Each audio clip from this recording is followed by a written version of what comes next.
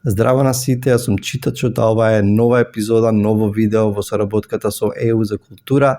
Видеа во кои што зборувам за литературата, конкретно за европската литература, правам препораки за добри книги, добри романи. Ова е уште едно летно издание, како и минатото видео во кој што зборував за Туве Јансон и светот на нејзините мумини. Се надевам дека го гледавте. Обично летно време се прават препораки и се даваат листи на книги што се добри за читање летно време или на плажа. Всушност такво видео направив едно, снимив минатото лето и можете да го најдете тоа видео на каналот на Europe House Skopje. Меѓутоа за ова видео одлучив да не зборувам за еден роман, за една книга или за еден автор или авторка, туку да спомнам два настани што се неповрзани еден со друг, меѓутоа од изминативе неколку месеци, што мислам дека се многу важни, многу интересни, мене ми беа интересни и сакам да ги споменам тие настани, а низ тоа всушност ќе видите дека ќе станува збор исто така и за препораки, затоа што сепак ова се книжевни настани.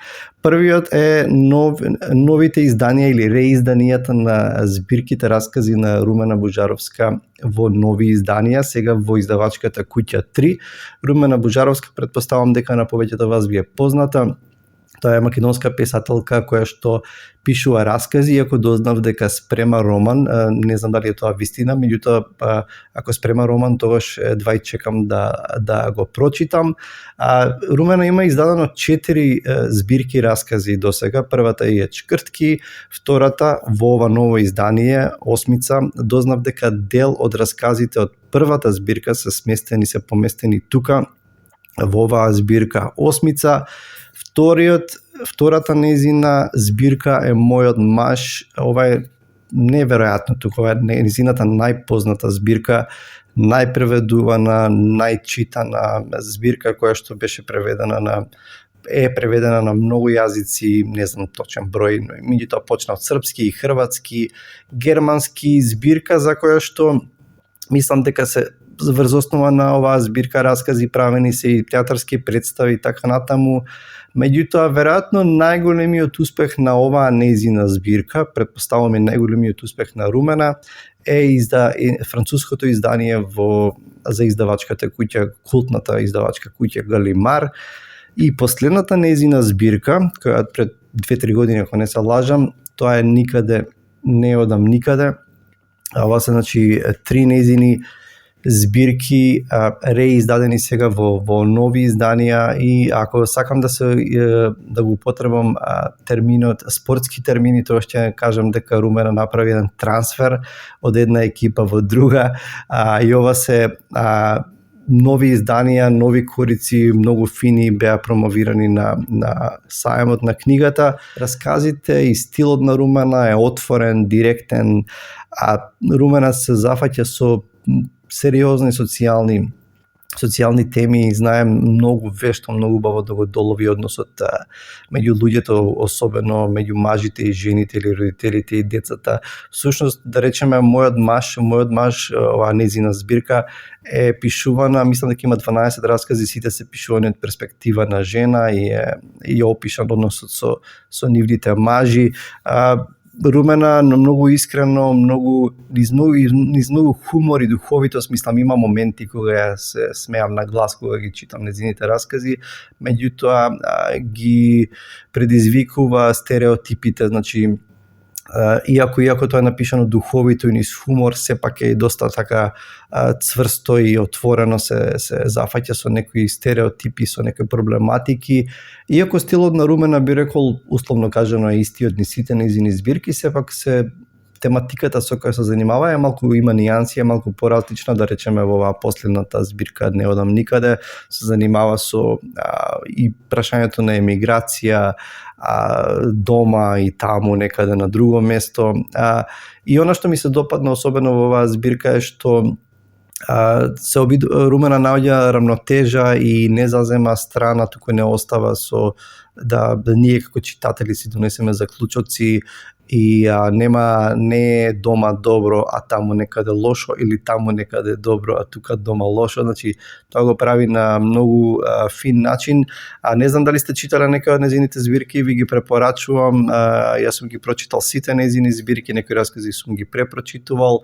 Значи, тоа е за новите изданија на Румена Божаровска, незините збирки раскази. Во однос на вториот настан, кој што исто така одекна, беше вест која што одекна така прилично силно, е добивањето на Георги Господинов на меѓународната награда Букер. Треба да се направи разлика меѓу Букеровата награда, која што од 69 година се доделува секоја година на роман кој што е во оригинално издаден на англиски, и најпрво тоа требало да биде во првите години издаден во Англија или во Ирска.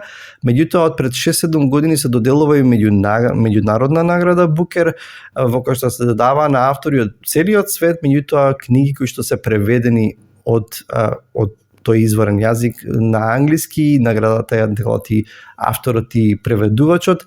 Георги Господинов ја доби оваа награда за засолниште во времето, овој негов роман, и беше вест затоа што е првиот писател од Балканот што ја добива оваа награда. Овој роман го немам читан, ова е негов последен роман во издание на Или, иако сите, речиси се, па ако не се лажам, се што има издадено Георги Господинов го имам прочитано во издание на Или, можете да ги најдете сите, речиси сите негови и романи, и раскази, па дури и поезија, мислам. Ова му е трет роман, природен роман е неговиот прв роман, вториот Физика на тагата, исто така одличен култен роман за кој што имам снимено видео за ЕУ за култура уште на самиот почеток на соработката, и тоа видео можете да го најдете на каналот на Europe House Скопје.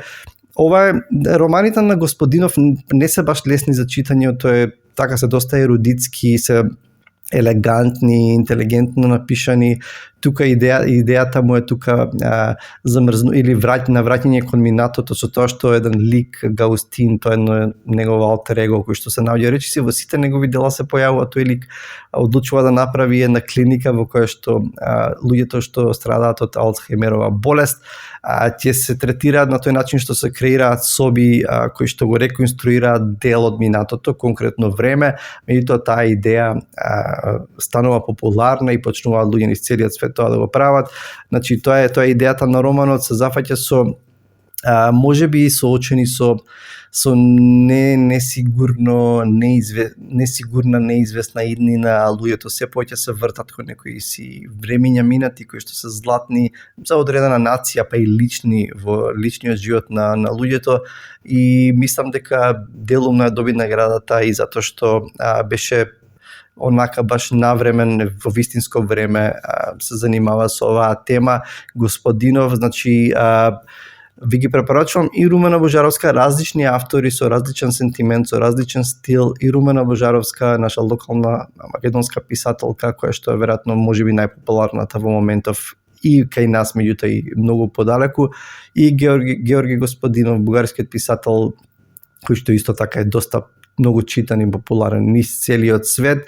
Ако сте читале од некои од овие книги, пишете во коментар, ви ги препорачувам, чувајте се и се гледаме со наредното видео. Чао!